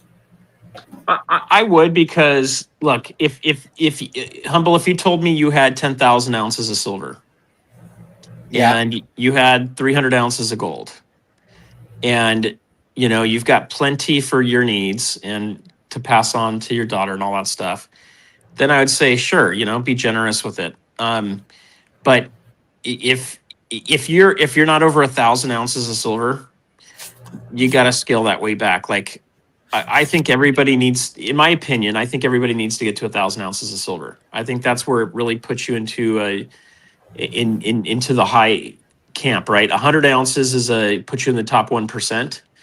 I believe 1,000 ounces puts you in the top tenth of a percent. That's where you want to be, because with 100 ounces, if you have to start using that to support yourself, it can still go pretty quickly. 1,000 ounces, you've bought yourself 10 times that. And it's not easy to accumulate that. It can take a long time to do it, especially at these prices, right? If people are buying at $5, it's not that big of a deal. Even back in those days, it was still more affordable than it is right now to pay 60. So, you got to be careful with it, because I was giving away 1 ounce coins, like one or two of those every week for my live streams for like my first year. Yeah, I mean, I just gave away about, I'd say, 4 ounces, close to it, 3.5, a heavy 3.5. But I mean,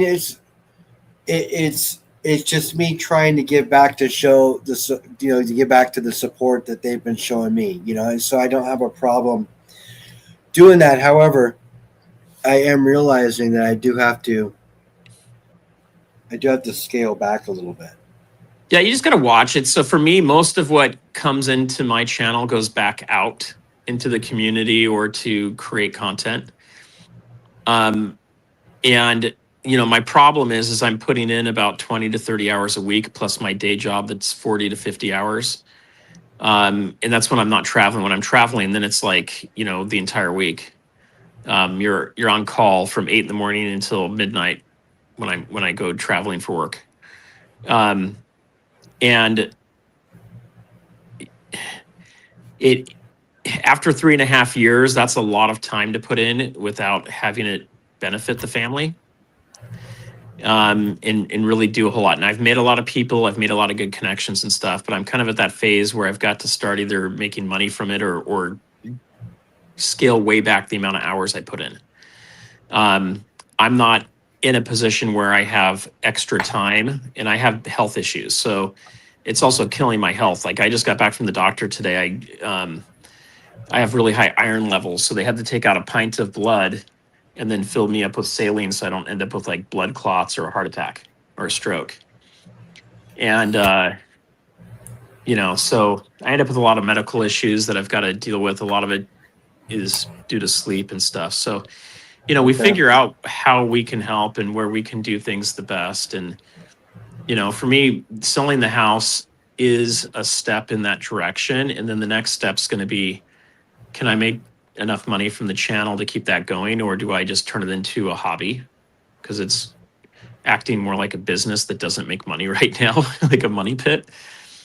And I'll get comments every once in a while accusing me of making a ton of money and like not supporting the community, which is hilarious. But I'll even get people that'll complain that I need to give out more 1 ounce rounds and stuff. And I'm like, okay, I'm not even going to listen or respond to someone like that. But no, but I do want to ask you. You said yeah. $5. You said $5 below spot for Eagles. Yeah. When was this? This was before Thanksgiving. Before Thanksgiving, this last Thanksgiving? Before Yep. it shot up? Yep. Wow. San Francisco's. I think they were 2014s. Huh. I That's think pretty low. Yeah, I mean, people want to unload stuff. They're worried the price is going to go down. So, but Thanksgiving, it was in the middle of a spike, though. Exactly. So they offloaded it thinking it was going to dump? Yep. That's weird. And I mean, maybe it was only $3 back a spot, but it was right around there, 3 to 5, somewhere in there. And well, here's the thing: you want to be selling when the price is going up. Too many people sell when the price is going down. You don't have the negotiating power anymore. So, I think that was like at 46 bucks an ounce is what I think I ended up paying. 46 an ounce. That's a really good deal for Eagles. Yeah, it's sealed and never touched any of that stuff. So if you can, that person felt like they were getting a good deal because they felt like we were about to hit, we're hitting 50 and that's as high as it's going to go because 2008, 2011 and 1980. So they believe Wow. it's going to crash. So go find the people that think it's going to crash when you believe you're just about to have a 45-year cup and handle, which is going to take it up to $300. That's my belief. So I'm like, if I can buy these now, okay. I might be a little bit early to the market, but eventually it's going to get up there. And that person, felt like they were getting a screaming deal. And I had them locked. By the way, I had that person locked in at $42, and they backed out. And so I kind of wrote them off. And it took a friend to really convince me to buy them from that person. And it was like a 4-hour drive to get to them. Huh. Sealed monster box. Yeah, with an S on the end.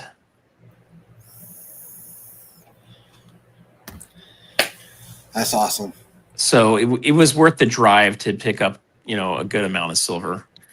And I think a couple of them were sealed and one of them was not sealed. And when you find good deals, you got to jump on them, and then you can sell them if you don't have the money to hold on to them, but you have the money to do the transaction. But you got to be quick on things. So you don't want to linger and hold things for a super long period of time unless you believe it's going to be going up a lot more. I got you. So I want to respond to Laura. I've had this posted or pinned for a minute. She was talking to High Low and it said it would cost me less to live on a cruise ship than it would to live in my house. And to be honest with you, Laura, you're 100% right. I met multiple people when I was on the cruise I went to Alaska that live on cruise ships year round. They literally live on the cruise ship year round. They go to everywhere in the world. They cruise everywhere. And it costs them less than it would be to live in a brick and mortar. So you're 100% right there in certain cases. And what a life to live, right? Catered on all the time. Houses treated to. Always getting cleaned. It's one low rate. Anyways, sorry. I just met people that lived on a cruise ship, and I thought that was a cool way to live at one point. Why would anybody sell Eagles for $5 back a spot when you can just bring them to any coin shop at the time and get spot or higher for them? No, because they weren't doing that.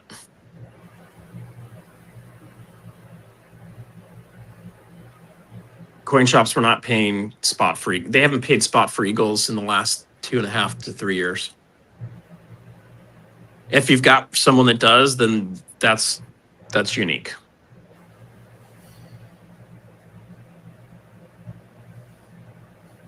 Here, if I take Eagles to an LCS, it's gonna be about $8 under spot. And if I take them generic bars, it's going to be $10 to $15 below spot. If I take them to a refinery, it's going to be about $1 below spot. And that's where you live, though, right? In California. In California, I got you. You go into other states, it could be worse. It might be a little better. But yeah, I mean, it's obviously people, if they can buy them, if they can sell them for spot or above, then they're going to do that. But I haven't seen any place doing that since about 2022. Okay. Like I started buying silver pretty heavily in 2022, and that's where, nothing was really below spot. Silver Eagles you'd sell for maybe $2 above spot, and generics you might sell at spot or 50 cents above spot. Nothing was selling for below spot. I don't think that came in until 2023. And then everything since then has been like below spot, which you guys, spot doesn't mean anything. It's just an arbitrary number that's picked by the paper markets. So you have to look at the premium and the discounts. So the discounts when you go to sell it, the premiums when you go to buy it. You got to look at that spread, and that'll tell you exactly what the real price of physical silver is. So if we're at $60 silver right now, and in order for me to go buy Silver Eagles at $65, and for me to then turn around and sell those Eagles, if I'm going to be $5 below spot, that tells you the real price of that silver is $5 below spot. So the spot price is above the physical price. Blue Collar says Vermilion is paying spot right now on retail-friendly Eagles. So that's pretty good. That's higher than what most places have done in the past. Now, it also depends on the volume you guys are going for, right? Like Vermilion, will they take 10,000 ounces of Silver Eagles at spot?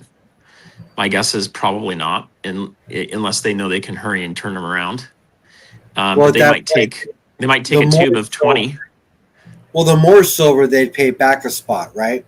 So, like, if you needed to offload 5,000 ounces of silver, they would probably pay you potentially less and less because it's such a large transaction. It would take them longer to move it. I Exactly. guess it depends on if who their refinery is, if they are a refinery. You know, I mean, who knows? There's different circumstances for different places, I would imagine. Well, there's that, and then the other thing you got to look at is when it comes to volumes, it's, you might be, when I find these deals below spot, it's a deal. It's not like an unlimited number of ounces, right? It's not like the gold back thing as a wholesaler. So like the gold back thing with the wholesaler is gold back will sell me an unlimited number of gold backs, more than I can even get enough cash to buy, at the same discount that I can buy one. Well, 100 at, let's say, because I think that's the minimum order is 100. Actually, that's not true. I think the minimum order is like $2,000 or $2,500 is what I have to buy at a time. But my issue with the gold backs is, can I find people that will buy them at the exchange rate or higher, right, to make my spread? If I'm going to buy a bunch of Silver Eagles from someone, they may only be selling like 20 Eagles or 100 Eagles. So even if you have the funds to go buy more, that might be all you get. So a lot of times I can find local deals that are pretty good. It's usually a few different people that are finding them because I'm just so busy with stuff. And it's usually when they don't have the funds for it, they'll pass someone along.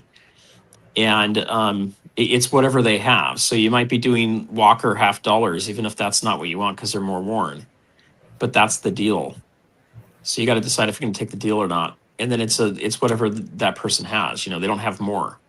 So I find that I can buy deals here and there, and then I end up buying stuff from SD Bullion or Miles Franklin, or Zhang International, and I buy different products for different reasons. And then it just depends. Like, you don't want to only buy deals and wait for the deals to come because you might end up missing the price action.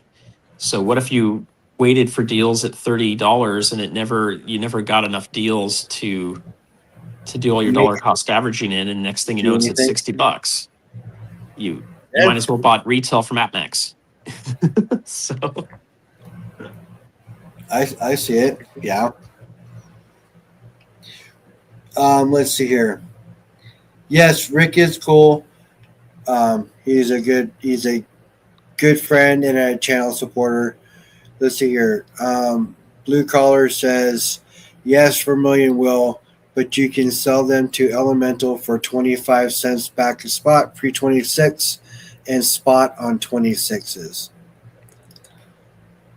Well, 26s is different. those are way more expensive coins than any other year right now, except Well, for maybe I should stop giving them out then. the 80s. Oh yeah, don't be giving those out. Well, I just gave one out yesterday. They're way more expensive because they're current year, so you have the markup from the mint. So go on to any of the bullion sites to go look and buy those, and you'll see that there's a pretty good premium on those right now. So if he's only talking 2026, that's different, right? If you're talking backdated coins, You said 25 cents back, 26 pre 26, 25 cents back. yeah, So there that's you go. not bad. No, but it's 75-cent difference, right? Spot versus 25 cents or 25 cents back, so 25-cent difference. So that's not too bad. No, 25 cents isn't bad. But you gotta look and see what they're selling for. You know, are they selling them for $5, $10, or $15 over spot for the same coins? You got to kind of see what the spread's doing to know whether back or above spot, how beneficial it is, because it's more about the spread than it is about the price or the amount above spot or below. I got you. And it'll vary, right? Like sometimes you have like a $2 difference between Eagles and Silver Buffaloes. We'll go with the Eagles. But other times you have a $15 to $20 difference. Then I would probably go with the generic stuff because that's a lot of money to go in between. Or I remember, I think it was 2022 before the market started rebounding back up. Right. The junk silver had like a $15 premium on it on top of melt. It was super expensive.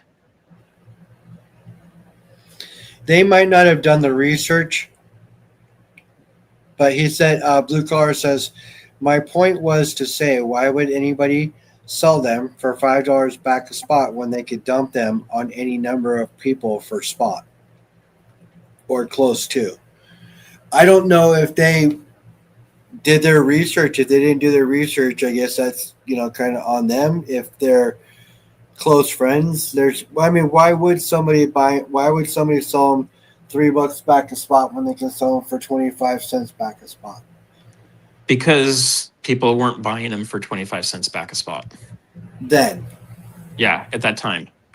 So you always have to look at the relative time. I mean, people, you go to an LCS and I think they were, I'm on my phone. I can't look at the exact numbers. And I'd have to go look on and see the thing.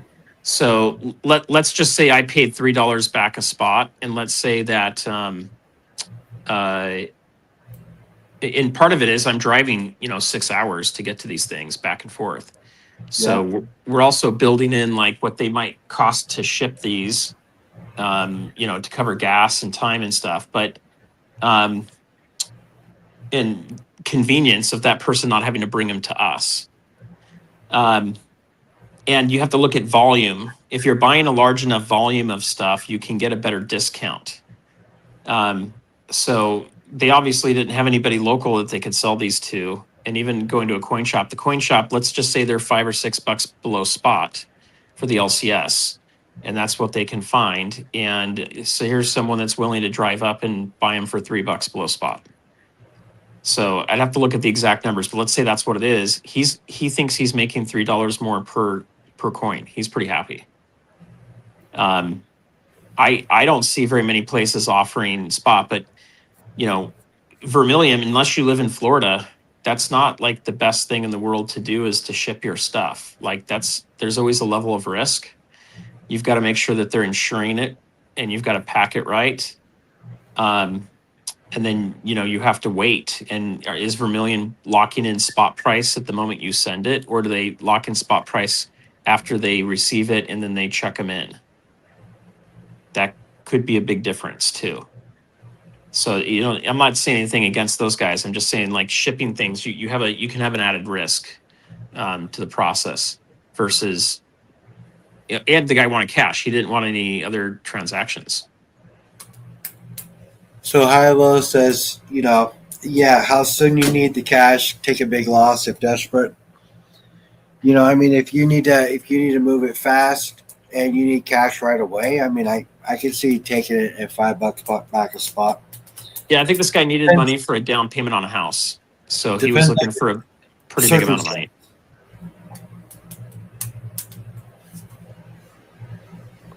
All right, you guys, it's 11:30. I do have to work tomorrow. Surfer, I appreciate you coming up and hanging out with us for a while. Thank you very much for coming up. Yep, thanks, guys. Everybody in chat, I will see you all tomorrow. Have a great night. Like I always say, stack what you can where you can, whether that be a dime, a quarter, 50-cent piece, 1 ounce, 2 ounce, 5 ounce, 10 ounce. It doesn't matter. Just keep adding to the stack. The more you add, the more it grows. Of course, something we talked about tonight is financial advice, except for go and get financial advice from a financial advisor, somebody who's licensed that can help you do the things that you need or reaffirm that you're in the spots that you need to be in. You guys look for the Wounded Warrior Project. Extra medals that looks like Stacker's going to be either auctioning off or doing as giveaways. So keep that in mind too. Other than that, you guys have a great evening. I appreciate you all for being here. We will see you all tomorrow. Good night, everybody. Good night, everybody.